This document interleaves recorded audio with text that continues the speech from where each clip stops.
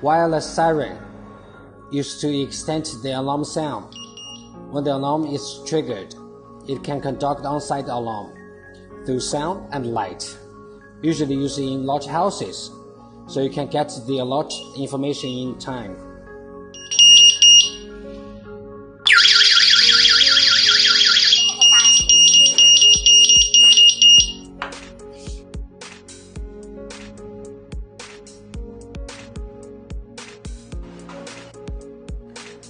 Combustible gas detector used to detect the concentration of combustible gas around.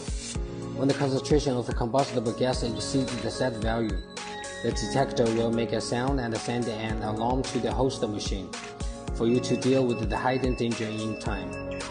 Even if you are not at home, you can get the alarm information through the app on your phone.